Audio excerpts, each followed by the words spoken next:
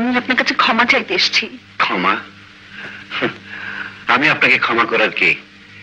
কেউ হলে কি ওভাবে তাড়িয়ে দিতে পারতেন? আর কেন বা তাড়াবেন না? আমি কোথাকার কে না কে গিয়েছিলাম আপনার মায়ের সেবা করতে।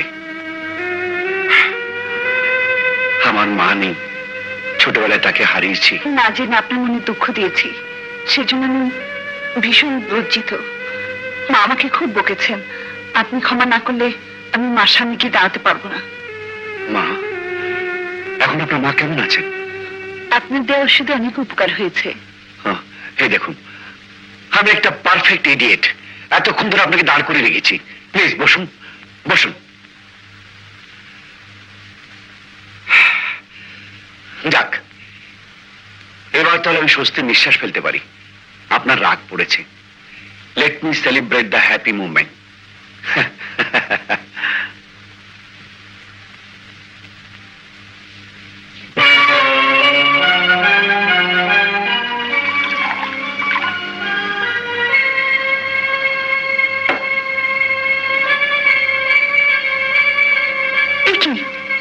আপনি মদ খান? হ্যাঁ হ্যাঁ, আমি মদ খাই। আমি মন্দ লোক, তাই মদ খাই। এই পৃথিবীতে আমার আপন বলতে কেউ নেই। ছোটবেলায় মাকে হারিয়েছি, বাবা থেকেও নেই। এতটুকু ভালোবাসা, স্নেহ, মায়া, মমতা দেখাবার কেউ নেই। অভিশপ্ত জীবন আমার।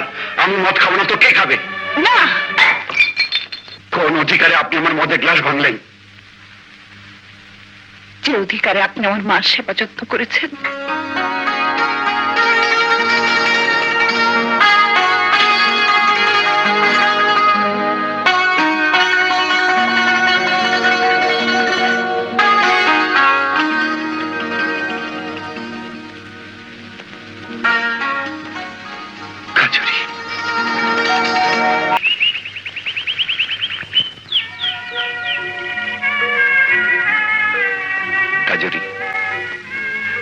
ধরাই যখন দিলে, এবার প্রেমের শক্ত বাঁধনে আমাকে বেঁধে ফেলো। মানে? বোকা মেয়ে, বুঝলে না? বিয়ে। আমার উপর এখন অনেক দায়িত্ব।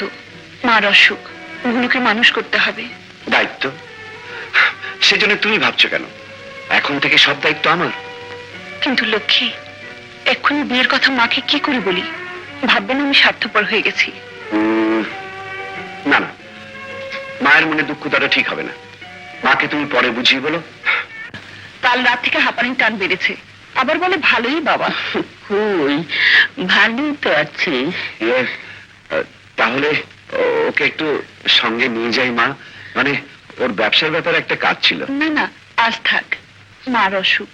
না মা, কাজের ক্ষতি করে লাভ নেই, তুই যা।